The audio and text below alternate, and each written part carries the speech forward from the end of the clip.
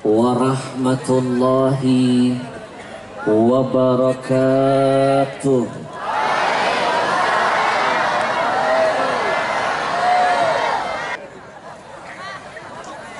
Yusabbihu lahu ma fis samawati wal. Kalau yang di langit saja tahu diri, mau bertasbih, mau memuji Allah, maka pertanyaan saya untuk semuanya, apa enggak malu kita yang tinggal di bumi? Ibu bapak, tolong nanti ajarkan saya bahasa Banjar, biar saya malam ini tidak merasa jadi tamu, tapi biarkan saya merasa malam ini seperti sedang berada di kampung saya sendiri. Betul? Orang Banjar kalau ngomong betul bahasa Banjarnya apa? Bujur. Bujur. Mulai aneh. Bujur. Oke lah kalau begitu. Kenapa saya harus belajar bahasa Banjar? Sebab agama mengajarkan, sampaikan dakwah itu menurut bahasa kaumnya. Kalau kemarin saya tabligh akbar di Makassar, saya belajar bahasa Makassar. Kalau hari ini Allah takdirkan saya ada di tengah-tengah orang Banjar, saya harus belajar bahasa Banjar. Kenapa? Biar saya nggak merasa jadi tamu, tapi biarkan saya merasa seperti sedang memandang, melihat, menatap wajah-wajah semua saudara-saudara saya sendiri. Alhamdulillah. Bujur. Bujur. Lihat daunnya bergerak. Mau tahu nggak lagi ngapain? Sebenarnya pohon-pohon itu daun-daunnya bergerak. Mereka sedang bertasbih memuji Allah. Bujur. Hapuskan 1000 keburukan dirinya. Rahasianya gampang. Cukup membaca 100 kali kalimat tasbih. Do you understand? Allah, yes. Ramadan apalagi. Saking sibuknya Ramadan, saya nggak makan siang loh. Makanya saya nggak makan siang. Maaf, saya lihat ada anak-anak kecil di depan kita. Assalamualaikum sayang. Sayang, Ramadan kemarin kamu puasa nggak cantik? Pinter kamu ya. Kamu puasanya semuanya yang kompak. Subhanallah walhamdulillah wala ilaha illallah wallahu akbar wala haula wala quwwata illa billah. Yang kompak suaranya. Tadi kita muji siapa? Akan lebih indah, akan nampak sempurna kalau malah coba bayangkan, pikirkan, simpulkan, yang memuji nabimu adalah Tuhan yang engkau puja. Mana bukti ayatnya kalau nabi dipuji oleh yang maha dipuja? Mau dengerin ayatnya? Jangan kemana-mana, setelah yang satu ini. Malam ini gila, asalkan gila kita karena gila kepada Allah, gila kepada Rasulullah. Itu lebih baik daripada kita gila mikirin urusan dunia yang gak ada manfaatnya. Bujur? Saya paling anti ibu, saya paling anti kalau lihat jamaah pengajian saya diajak masuk surga lemes, gak semangat. Alah. Bu, bau. Kok bau? Iya. Ada yang belum mandi nih kayaknya. Maaf, orang Banjar kalau manggil ibu-ibu bahasanya apa? Mama. Sebentar. Apa? Acil. Serem banget. Acil. Oi Acil. Acil. Acil. Jangan pernah meremehkan ada kekuatan di balik kalimat Allah. Dengerin pasang kuping. Ketika kalimat Allah, lafzul jalalah keluar dari lisan kita, demi Allah, Nabi, dia tempelkan ke leher Nabi, lalu dia berkata, Muhammad, Muhammad, siapa yang bisa melindungimu? Pedang sudah di leher kepada kita. Jangan takut dengan apapun, takut hanya kepada Allah. Takut kepada manusia, musyrik sudah kepada Allah. Tepuk tangan buat kita semua. Do you understand, nenek? Allah, nenek sok gaul. Padahal nggak paham. Nih, nenek-nenek, biar jangan kalah dengan anak muda zaman now, saya artiin ya. Face to face itu artinya jangan buang sampah sembarangan. Jujur. Muhammad, pedang sudah di leher. Siapa yang bisa melindungimu? Siapa Muhammad? Siapa Muhammad? Maaf Bapak Ibu, Acil, Bapak, Bro and Bray, nabimu pernah diteror, nabimu pernah diancam, Nabi pernah ditempel kepada kita. Jangan takut dengan apapun, takut hanya kepada Allah. Takut kepada manusia, musyrik sudah kepada Allah. Tepuk tangan buat kita semua. Yang keluar dari mulut Nabi, kata apa? Allah. Muhammad, siapa yang bisa menyelamatkanmu? Apa kata Nabi? Allah.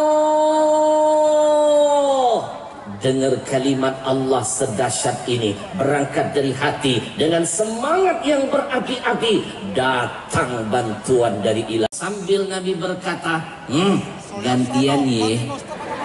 Siapa yang bisa menyelamatkanmu? Ayo berangkat. Dari kisah singkat ini saya cuma ingin mengajak, menghimbau, merangkul. Siapa yang ingin jauh dari bencana, terhindar dari mara bahaya musibah, hadirkan nama Allah selalu dalam hati kita.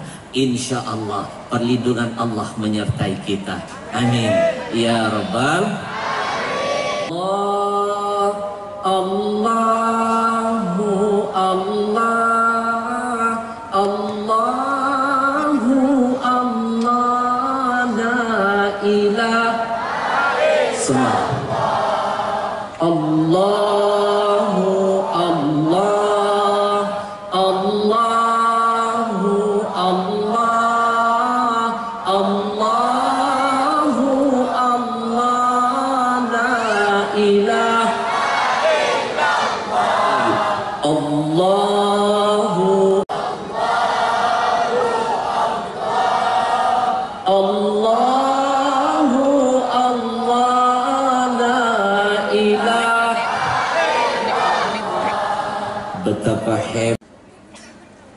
Innallaha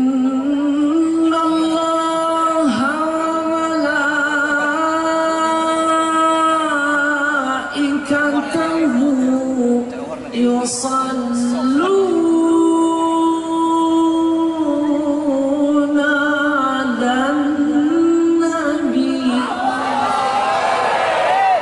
ya ayyuhalladzina amanu sallu.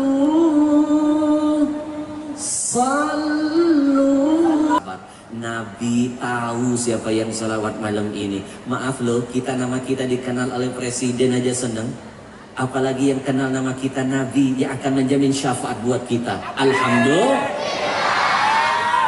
Bu, Ibu, seorang sahabat bertanya, "Ya Rasul, kaifa tu'radu salatuna alaik waqad aramta?" Ya Rasul, bagaimana mungkin salawat yang kami baca kepadamu dibawa kepadamu, disampaikan kepadamu oleh malaikat, sementara engkau meninggal dunia nantinya, engkau mati, jasadmu hancur terbenam tanah. Apa jawab Nabi? Innallaha harrama alal ardi ajzadal anbiya. Demi Allah, kata Nabi, sesungguhnya Allah mengharamkan di atas muka bumi ini jasad para nabi-nabi itu rusak dan hancur dimakan tanah. Alhamdulillah. Ibu bapak mohon maaf, jangankan jasad nabi Allah jamin aman utuh, jasad para wali saja utuh. Bujur, maaf, dulu di Tangerang berapa tahun yang lalu, tahun kemarin ada kehebohan, ada sebuah makam digali. Sudah 40 tahun jenazahnya dalam kubur. Begitu digali ternyata jasadnya masih utuh. Jangankan kulitnya, kain kafannya nggak ada lubangnya. Laler, ulat, semua binatang dalam kuburan diharamkan mengganggu jasadnya, diharamkan menyentuh kain kafannya. Begitu dibuka masih seger, kain kafannya masih utuh, nggak ada lubangnya. Ternyata diselidik-selidiki, ini orang ternyata orang soleh, seorang wali, baru bersolawat, Allah jaga jasadnya. Ayo kalau ulama saja warasatul anbiya, cuma pewaris para nabi, lalu bagaimana dengan nabi yang mewariskan segala-galanya? Mana mungkin jasadnya akan jadi rusak? Bujur, bujur, namanya ingin dikenal Nabi, bersalawatlah kepada Rasul. Semuanya lebih baik kita tergila-gila karena solawatan daripada kita tergila-gila karena goyang oplosan. Bujur, hadirkan hatinya, wahai para pecinta Nabi, wahai para pecinta Rasul, wahai orang-orang yang telah ingin dibangkit. Ya Habibullah, ya Rasulullah, ya Habiballah, Muhammad ibn Abdillah, Muhammad Muhammad ibn Abdillah, Muhammad. Lebih semangat semuanya. Ya Rasulullah, ya Habiballah, ya Rasulullah, ya Habiballah, Muhammad ibn Abdillah, Muhammad Muhammad ibn Abdillah, Muhammad Abdillah. Allahumma salli wa sallim ala Rasulillah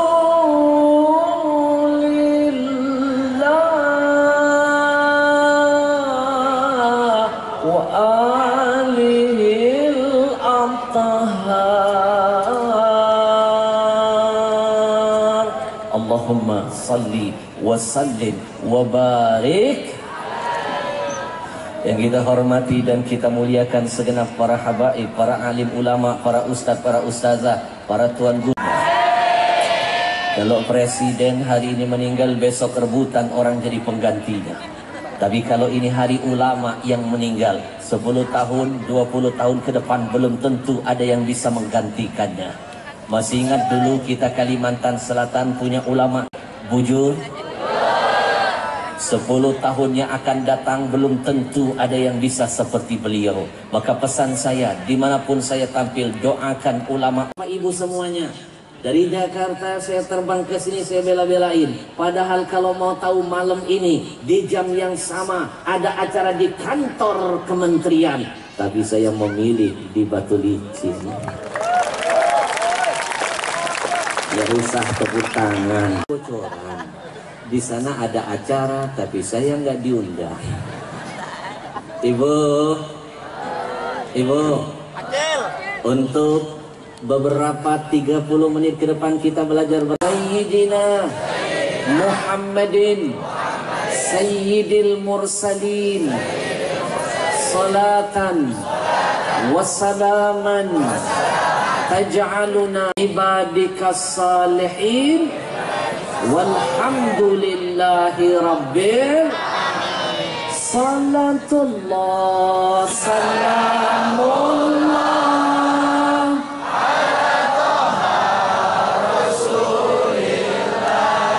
salamullah ala yasin jangan bosan-bosan ketemu ulama, ketemu kiai, ketemu guru, ketemu habib yang bisa menghentikan bencana dan balak turun, kecuali dengan sering-sering berdoa kepada Allah. Alhamdulillah. Ibu, ayo nonton TV nggak? Gempa yang terbaru di mana? Lombok digoyang oleh Allah. 6, skala. Berapa banyak anak-anak muda sedang naik ke atas gunung. Kaget, gunung bergoyang. Ada yang jadi korban. Sebelumnya gempa bumi digoyang 6, setelah Tasik menyusul Bengkulu 7 skala, nyaris tsunami susulan. Lain lagi setelah Bengkulu, Lebak, Banten digoyang gempa. Banyak yang ketimbun bangunan. Belum tuntas Banten, DKI Jakarta digoyang oleh Allah. Bahkan maaf, nonton TV nggak tadi?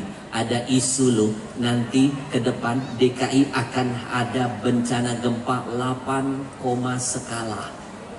8, skala. 7 saja bisa berpotensi tsunami. Bencana apalagi yang akan Allah turunkan buat Indonesia? Kenapa bisa begini? Catat baik-baik. Mana mungkin ada asap kalau bukan karena api? Mana mungkin Allah murka, Allah kirim bencana bertubi-tubi kalau bukan karena dosa yang sudah terjadi? Bujur, bujur, ibu. Makanya Bu Acil, apa saja dosa yang sudah terjadi banyak-banyak. Kalau saya beberkan gatunya, dosa yang membuat Allah murka, bencana turun, mulai dari longsor, gempa, banjir, tsunami. Saya ulangi, longsor, gempa, banjir, tsunami. Kalau disingkat tahu nggak jadi apa? LGBT. L-nya apa? G-nya apa? B-nya apa? T-nya apa? Jadinya apa? T. Tahu LGBT? Itu lelaki yang mana lelaki suka sejenis. Mohon maaf Acil, tahu nggak siapa lelaki yang paling hina di dunia ini? Dia ternyata adalah seorang laki-laki yang mendekati seorang perempuan yang sudah bersuami, lalu menikahi suaminya. Adalah seorang laki-laki yang mendekati seorang perempuan yang sudah bersuami lalu menikahi suaminya. Najis teralala. Bu, nih. Bahkan maaf nih, maaf. Saya kaget ketika lihat di medsos.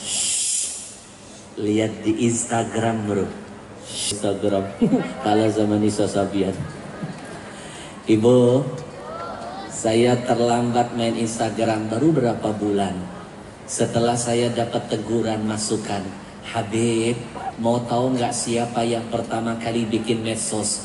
Orang mereka bikin medsos niatnya mau merusak anak-anak muda kita. Sekarang mereka menyesal, senjata makan tuan. Medsos dipakai untuk ibadah, Twitter dipakai nyebarin hadis dan Al-Quran, Facebook dipakai untuk nyebarin ceramah, Instagram dipakai untuk merekam ceramah ulama-ulama kita. Oh, kayak begini. Halo, halo. Betul? Dari mana orang kenal Ustadz Adi Hidayat, Ustadz Abdul Somad? Kalau bukan lewat medsos. Betul? Makanya gunakan media untuk jalan yang diberkahi Allah. Pakai. Titip pesan buat anak-anak muda yang belum ada Facebook, mainkan, buka Facebook, pakai untuk dakwah. Ibu-ibu yang belum ada Twitter, main Twitter, sebarkan kebaikan. Nenek-nenek, ayo main Instagram. Saya terlambat main Instagram, tapi lebih baik terlambat daripada tidak sama sekali. Nanti follow ya. Nanti yang follow tak fallback. Ahmad Al-Habsyi _real. Like dakwah, share ilmu, biar makin mulia dunia akhirat. Tepuk tangan buat semua. Instagram, ada satu musibah, satu bencana yang baru satu kali saya lihat di negeri kita. Angin puting beliung berputar-putar, hitungan detik menghancurkan satu gedung sekolahan. Hitungan detik.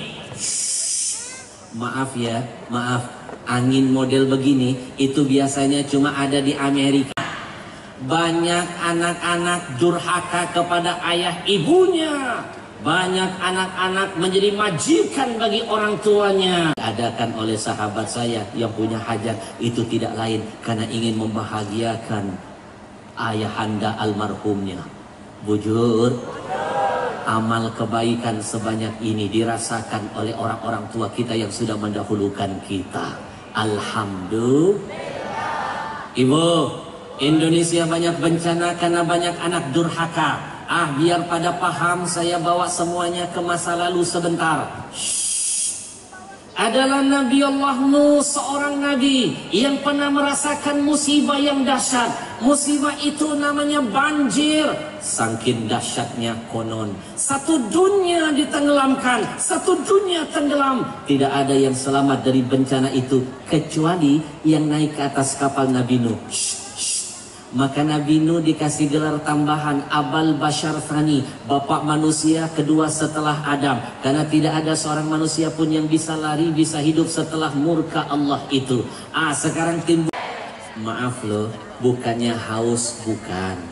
Kan yang ceramah saya. Acil, ibu bapak kan cuma duduk saja. Ibarat duduk, ibarat mobil. Acil itu mobil mogok. Tidak isi bensin juga tidak jadi masalah. Minum dulu ya.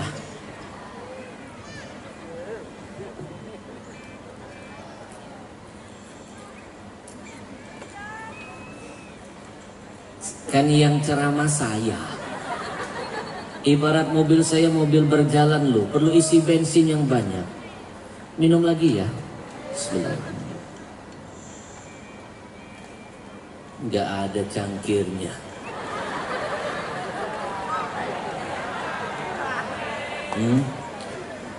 Halo, panitia. Saya mah orangnya low profile. Kalau dikasih saya ambil, nggak dikasih saya tungguin. Mohon maaf panitia, jangan dianggap bercanda. Salah, jangan dianggap serius maksudnya. Minum dulu ya.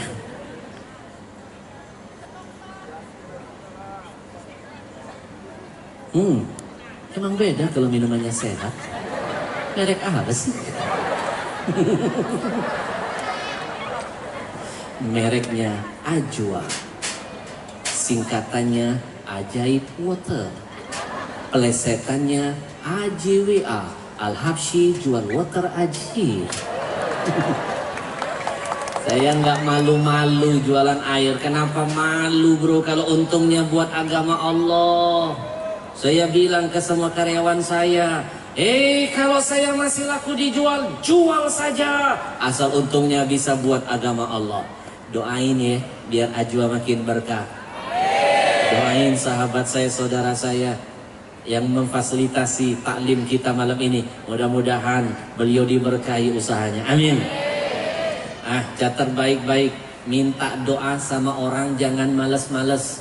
Kita nggak tahu dari mulut siapa amin diijabah oleh Allah. Bujur, Acil, mungkin amin itu diijabah keluar dari lisan tetangga kita orang miskin, tapi dia kaya di sisi Tuhan, di sisi Tuhannya, atau dari mulut orang yang jelek, tapi dia menawan di sisi Allah Tuhannya. Maka jangan pernah bosan-bosan ketemu orang, ketemu teman, katakan doakan saya.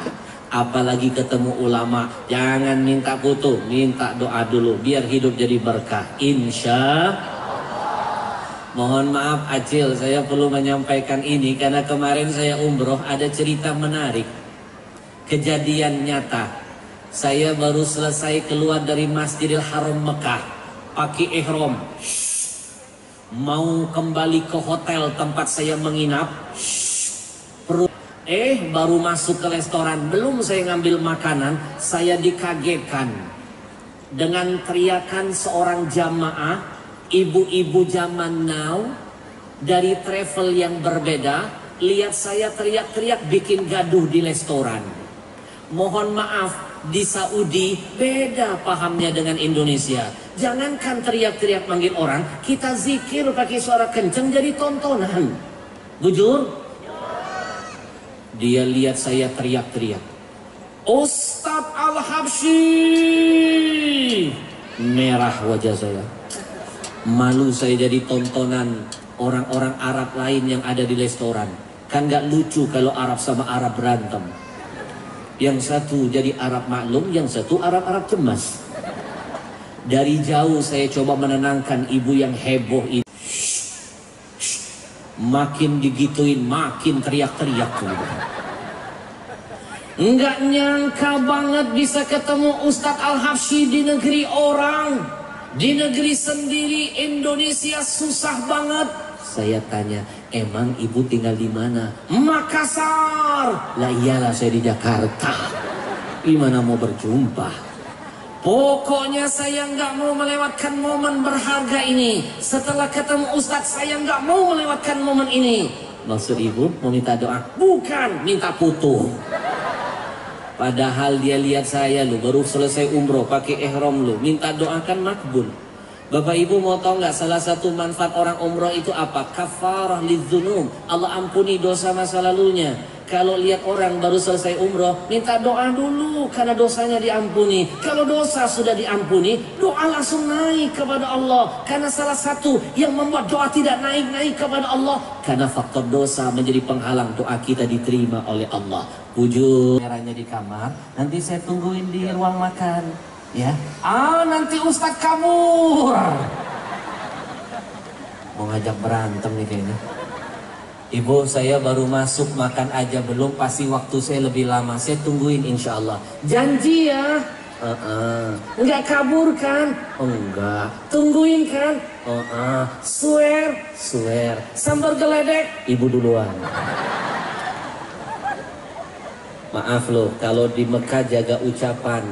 Mekah itu kota suci, salah ngomong jadi doa buruk nanti. Nah, salah satu penyebabnya adalah banyak anak sudah durhaka kepada orang tua.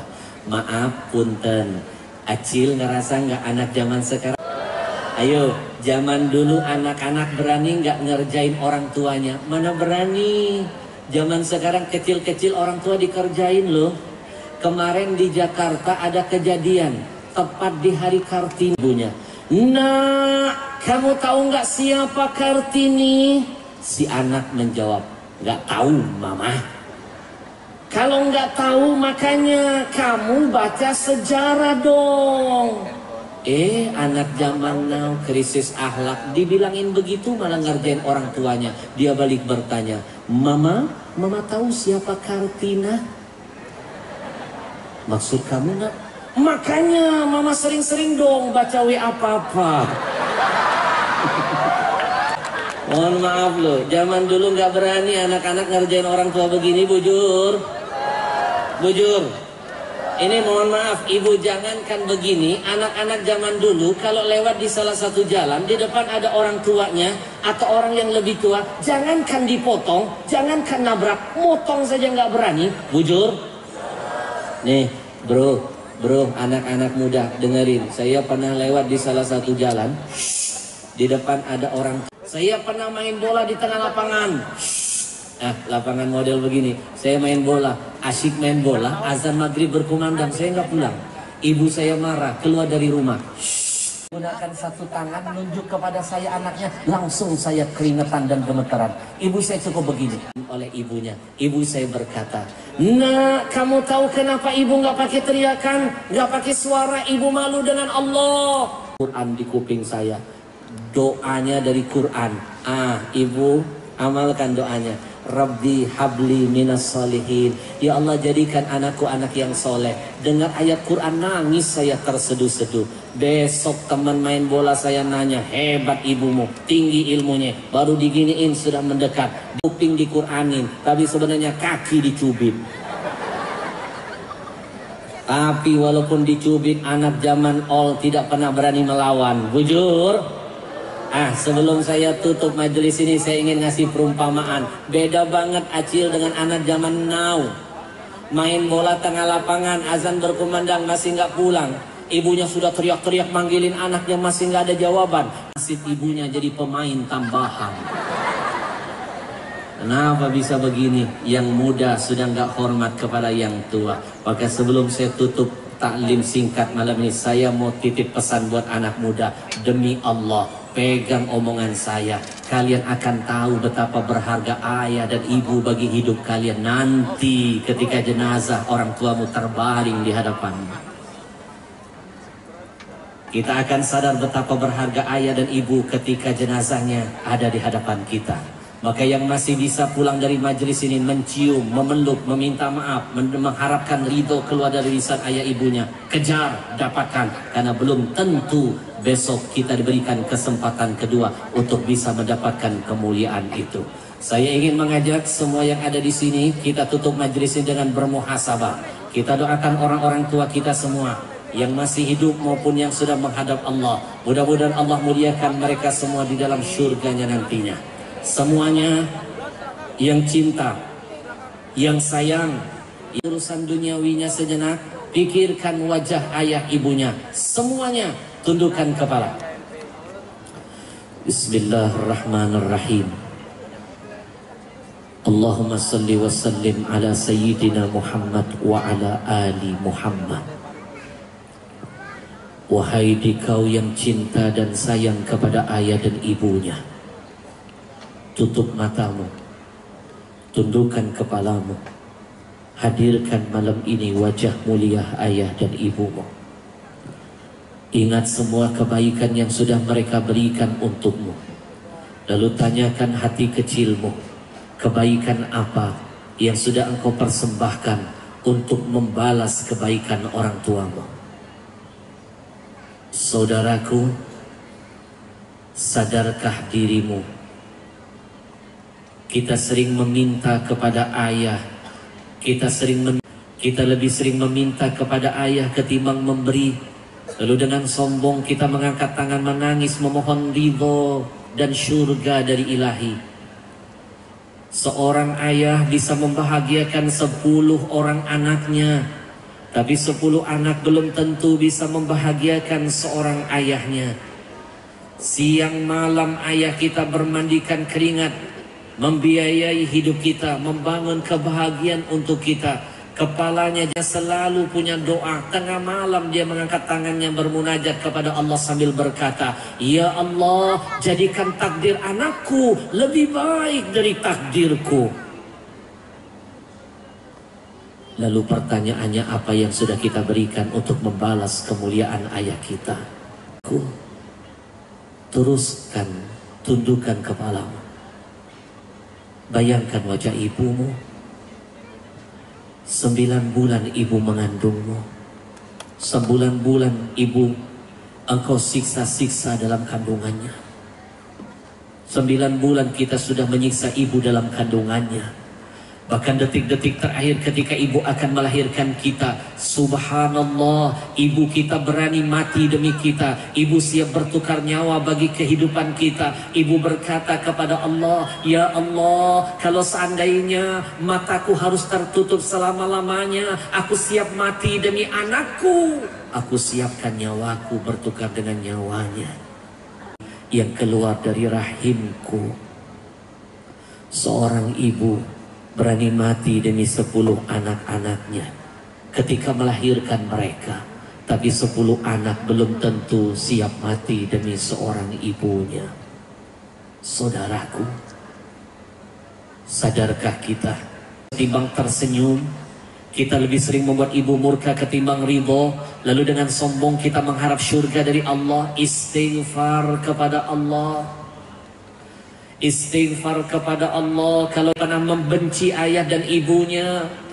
Istighfar kepada Allah kalau yang hadir malam ini adalah anak-anak yang pernah membentak orang tuanya. Istighfar kepada Allah kalau kita pernah memandang wajah mereka dengan tatapan kebencian dan amarah. Istighfar kepada Allah kalau kita pernah membentak dan memukul keduanya. Istighfar kepada Allah kalau kita pernah berbuat zalim kepada mereka. Karena kezaliman kita menciptakan tetesan air mata yang keluar dari mata mulia mereka. Demi Allah, tengah mata seperti mereka, satu tetes air mata kezaliman yang pernah kita keluarkan dari mata ayah ibu kita karena kedurhakaan kita, kalau kepada mereka, demi Allah, satu tetes air mata mereka akan dibayar oleh Allah dengan ribuan azab, bencana, musibah. Istighfar wahai saudaraku. Bayangkan semua dosa-dosamu. Jadikan kau menangis selama-lamanya di akhirat sana. Menangis di dunia sebentar, menangis di akhirat. Oh, ampuni semua dosa dan kesalahan kami kepada ayah ibu. Pengampun kepada siapa kami mohon ampunan melainkan kepadamu. Jangan kau jadikan anak-anak kami kelak lebih gila dari setiap bentuk kejadian, ya Allah. Bagi ayah ibu kami yang masih hidup, kami mohon kepadamu, ya Allah, panjangkan umur mereka. Ingat pesan yang satu ini. Ridhonya Allah ada pada ridho ayah ibu kita. Ketika orang tua berkata, "Nah, aku ridho kepadamu," langit terbuka, arasy bergoncang, malaikat mengaminkan doamu, Allah mengabulkan semua keinginan. Rabbil alamin, ar-rahmanir rahim, maliki yaumiddin, iyyaka na'budu wa iyyaka nasta'in. اهدنا الصراط المستقيم صراط الذين أنعمت عليهم غير المغضوب عليهم ولا الضالين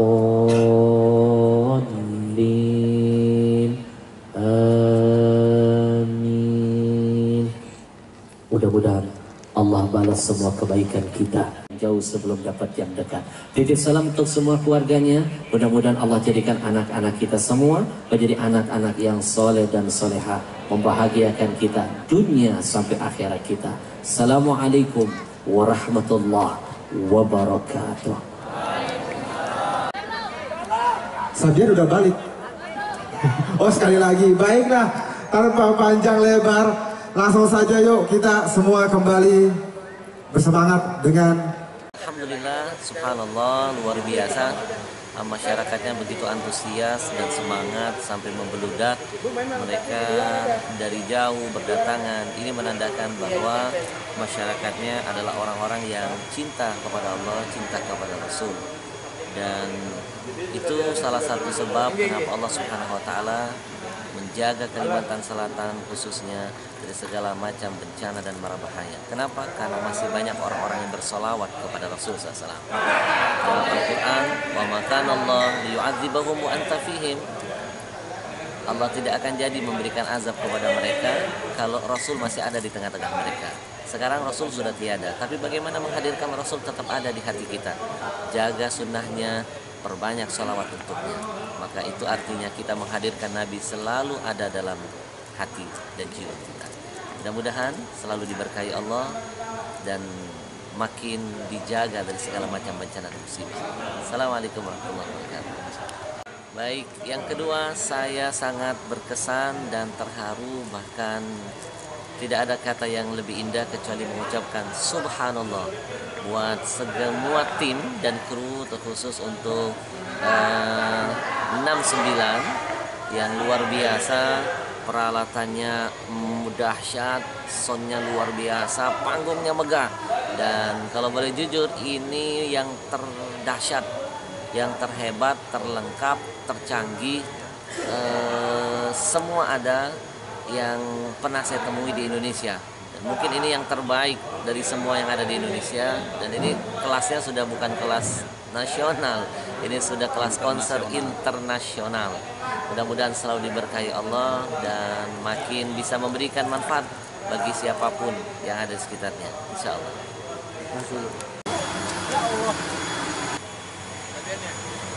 naik.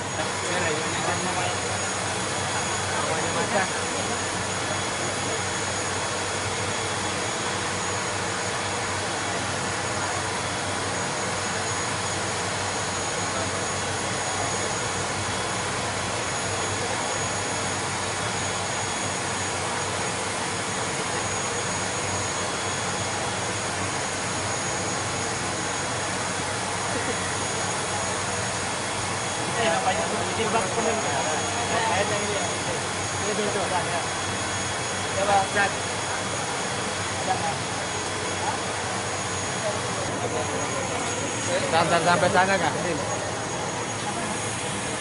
Insya Allah ketemu lagi.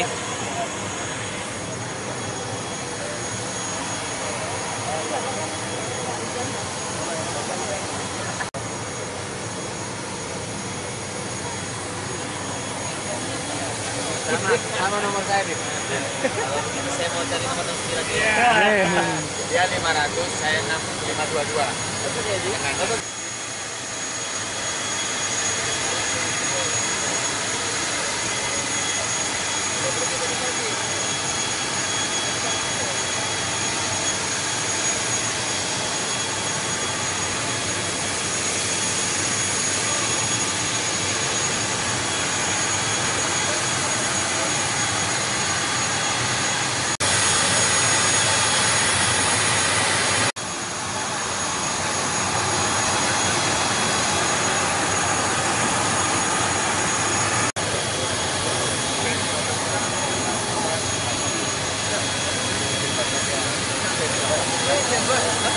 Ininya sama bang.